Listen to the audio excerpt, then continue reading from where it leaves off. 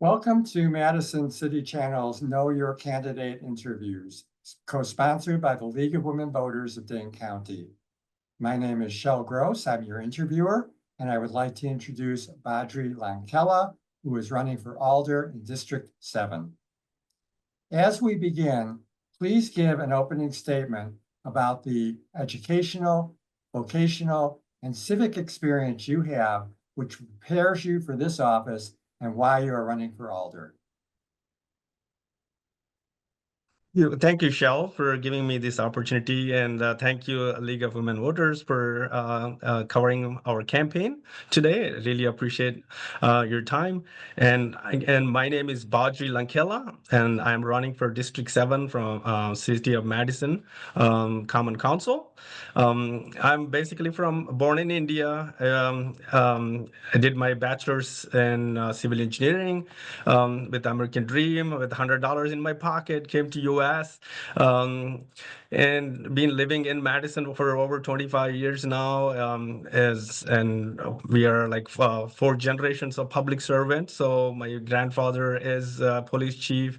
My dad is a Department of Transportation director. So it was all in our blood to be public servants, giving back to community. So that's why main reason why I work for Department of Natural Resources as a chief computer architect for them, connecting most of the applications. Education-wise, I'm also a graduate from UW-Madison with my business MBA from UW-Madison, and also a computer engineer as well. So I cover both civil engineering, computer engineering, and MBA with my skills.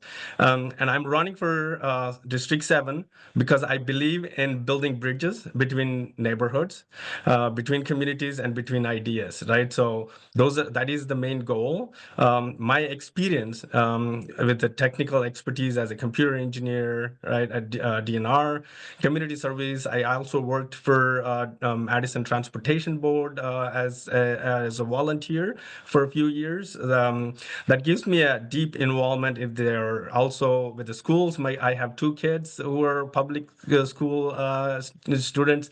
They went through the entire system of our Madison Public School.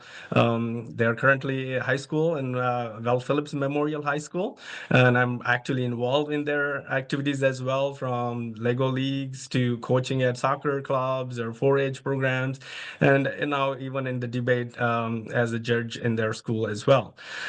What sets me apart from my is my proven track record of turning challenges into opportunities. I'm also the treasurer for the neighborhood association here, as Isage Falls subdivision in the District 7. I transformed the deficit into a surplus while reducing the fees for the residents, right? That's the proven record for me working in the neighborhood. And at the DNR, being the computer architect, I also work with the government services to modernize services, better serve the public, right? Through my service to the city committees, and I have demonstrated the abilities to bring diverse stakeholders together to create the practical solutions for everybody. Right? District 7 needs a representative who understands both the technical aspects of the city government and human impacts of the policy decisions, right? With my MBA degree and combined experience with community service gives me tools to address these challenges. I am committed to enhance the transportation connectivity, expanding affordable housing options, and ensuring your city grows sustainability. Most importantly, I believe in bringing people together to create the solutions that works for everybody. Together, we can build stronger, more connected Madison. Thank you. Thank you. How would you evaluate the city's current efforts to address homelessness and increase the amount of affordable housing? Are there additional steps the city should take to address these issues? Very good point. City is currently facing a lot of housing affordability, right? It's not just about District 7. The entire city is having that. We have family and friends who cannot afford even the rents these days. Since COVID time, it's been doubled and tripled the rents, and the housing values has grown so much that it is no longer affordable. And then especially the homelessness is also it's a critical challenge that is affecting not just the District 7 for the entire Madison community.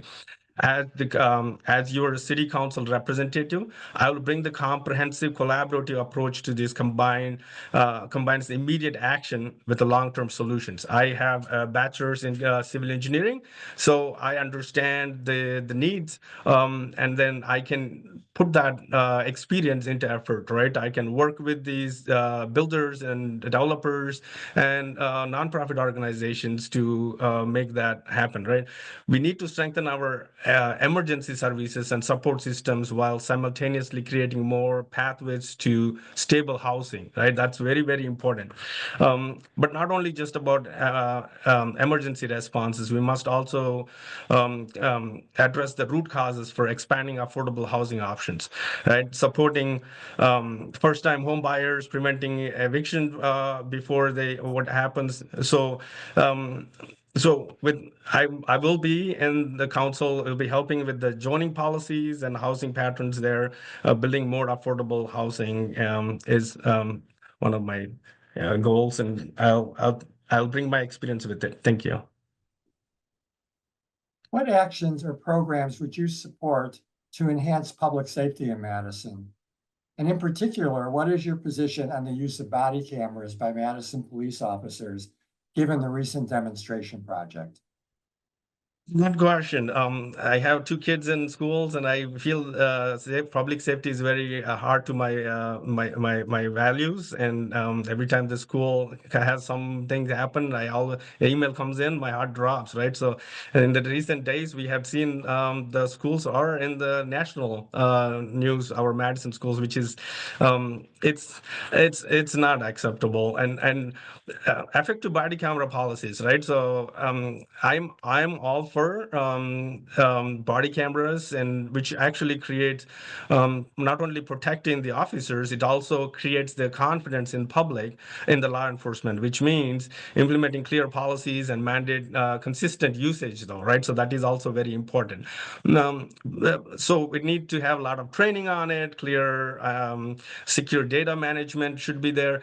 So I'm very supportive of this body camera, but at the same time, we also have to look at the cost benefit analysis, return on investment thing, right? So there is a pilot project happened on body cameras, and I wanted to look at the data as being an analyst and MBA. I always look at the data, right? So we need to look at the data.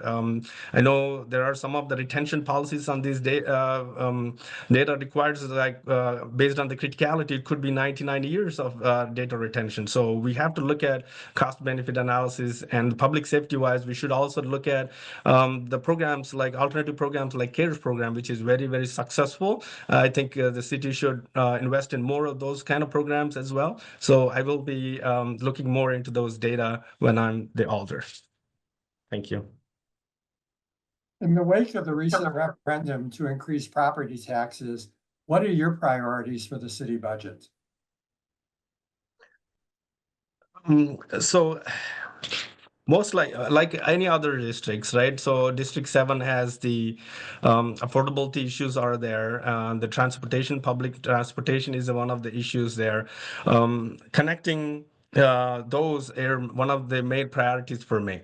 For district to focus more on funding on neighborhood involvement, right? It's creating more green spaces.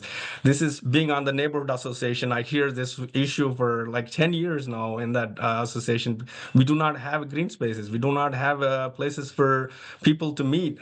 We do not have like coffee shops or anything in our district. So those are the things I will try to bring community together, creating more green spaces for play spaces for kids, and then most economical development, right? That's also missing in our district, where we can have places for people to meet and make this a more vibrant community.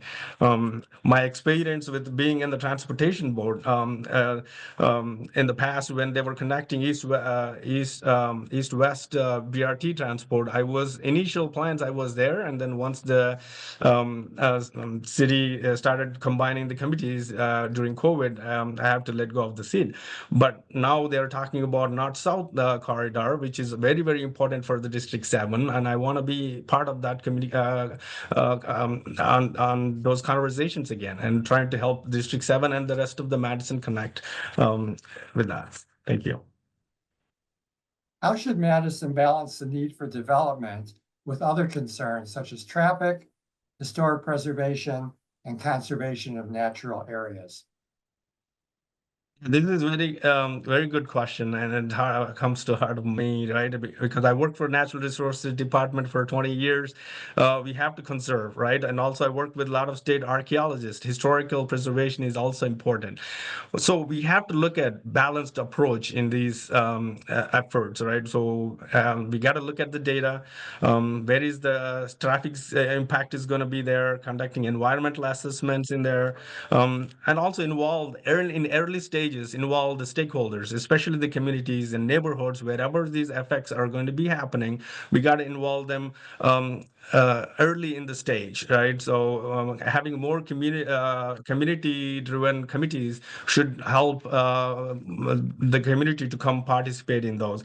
And we need to also have a smart growth principles, right? So focus on the lights, solar. We need to think about street lights as like LED lights, or giving more faster responses to solar panels for homes, or electrifying, right? We try to reduce as much of the carbon footprint from Madison. That would be creating more available public transportation. It would be another way to accomplish this, and have a less impact on historical buildings as well. Thank you. What are the most critical issues that you see facing the people in your district, and what would you propose to address them?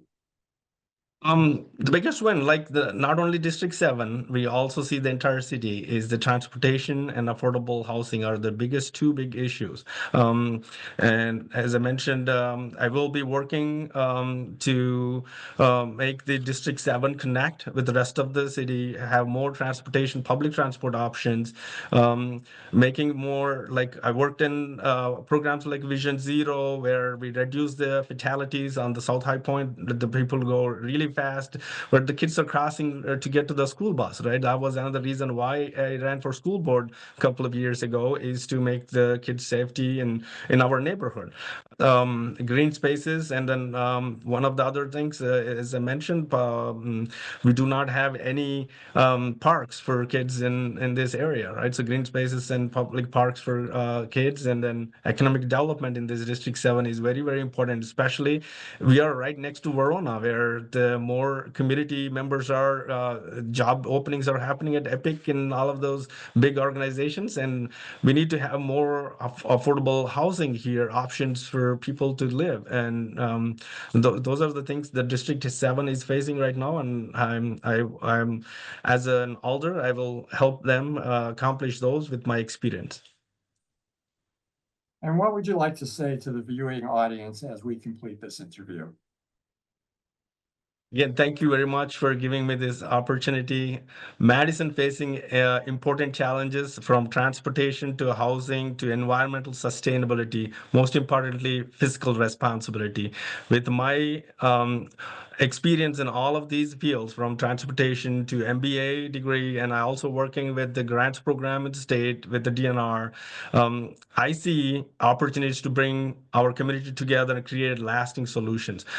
My experience tells me that the best answers comes when we collaborate. Whether it is my service in transportation board or DNR, our Madison schools, I had seen how bringing diverse perspectives together leads to a better outcomes for everyone. I have demonstrated this approach as a treasurer at my HOA, turning deficit into surplus, reducing the fees for neighbors. I've been through my modernizing government services at the DNR, state government. I lived through my involvement in the schools, where I have coached young kids serving public school, and also on the Public School Foundation Board as well, serving continuously the community.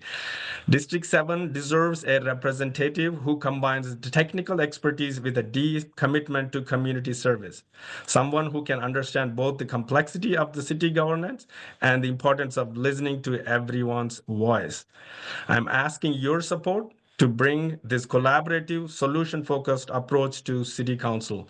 Together, we can build stronger, more connected Madison that works for everybody. Thank you, and look forward to earning your vote on April 1st. Thank you. I want to thank Badri for joining us and thank the viewing audience for taking the time to know your candidates. I want to remind everyone that the general election is Tuesday, April 1st. Every election is important. Please vote. On behalf of Madison City Channel and the League of Women Voters of Dane County, thank you for joining us.